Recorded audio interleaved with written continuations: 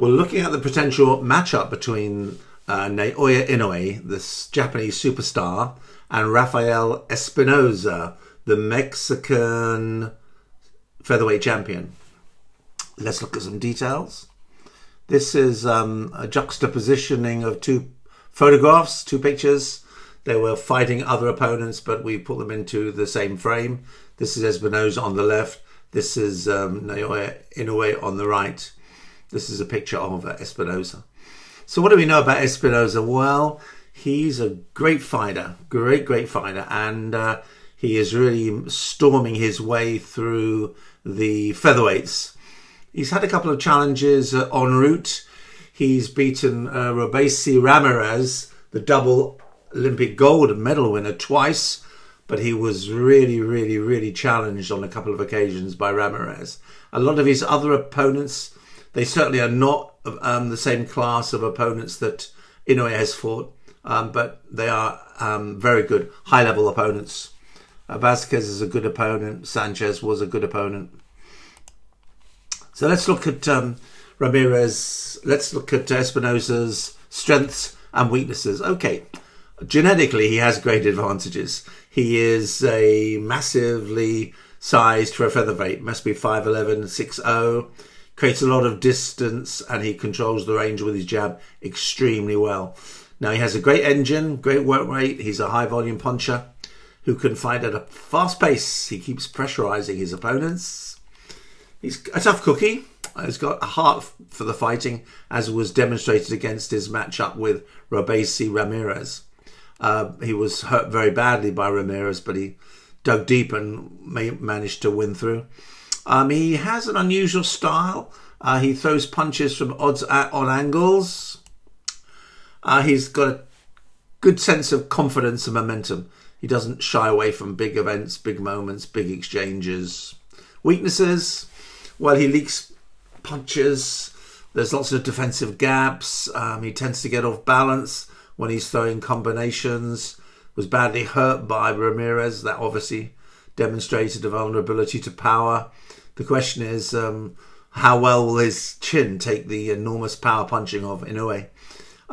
Experience, he's not experienced. He's inexperienced. Even though he's fought a lot of good opponents within the Mexican community, he hasn't fought and faced anyone at elite level, with the exception of Ramirez.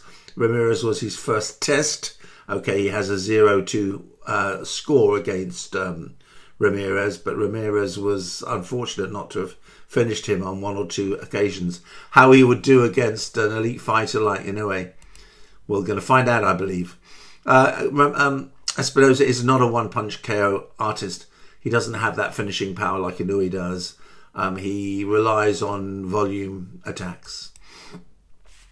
Espinoza on the left, Inoue on the right. Okay, now this is for the benefit of all those of my subscribers who have seen this many times. I'm going to go through the background to Inoue for those who haven't actually seen this. So we know he's a supreme athlete, supreme sportsman, 2 undisputed championships, 10 world championships, the Bantamweight lineal championship, rumored to be considered to be the monster. That's not a term of endearment. That's a term of fear, in the same way that Mike Tyson would put fear into his opponents' hearts. Inoue does exactly the same thing. So Inoue is a Japanese professional boxer born 10th of April 1993. He's held multiple world championships in 4 different weight classes and is only one of 3 male boxers in history to become the undisputed champion in 2 weight classes in the 4-belt era. He has a very high knockout to win percentage. Normally it's higher than 90%. And he has a very high knockout to win percentage in his world title matchups. He became the first undisputed bantamweight champion since Enrique Pinda in 1972. This is a picture of Inoue here. This is a picture of one of his other prospective opponents. Now, his most difficult fights. Well, up to now, he's had 2 very, very difficult fights. Fight number 1 against Donaire was a very, very challenging fight. He won that. Also, his fight against Tapales. Tapales doesn't get the credit for the difficulties and the challenges he actually presented to Inoue. But what about career-defining fights? Well, the set with the Donaire are career-defining because Donaire is a world-class athlete. I think he's very close to the status of Manny Pacquiao. But the person on the right, Narvaez was a world champion for many, many, many years in 2 divisions. He made 27, this is incredible, 27 defenses of his world title. And he gets bad press because Inoue dispatched him in the first round and the second round, knocked him out in the round 2. I have no idea what was going on with Narvaez, but I was surprised by his coming so short so quickly. So we can say the following, that Inoue has fought 4 reigning world champions, McDonald, Rodriguez, Butler, Fulton, and 3 former world champions, Donaire, Maloney, Tapales. What can we say then about his style? Well, he has debilitating body shots. Any opponent will tell you they are fierce. He has a very idiosyncratic style of landing combinations. He can seamlessly transition between different punches with both hands. He has relentless aggression. He has unbridled power. His knockout power is exceptional. He has very, very defined counter-punching strategies, and he's very agile.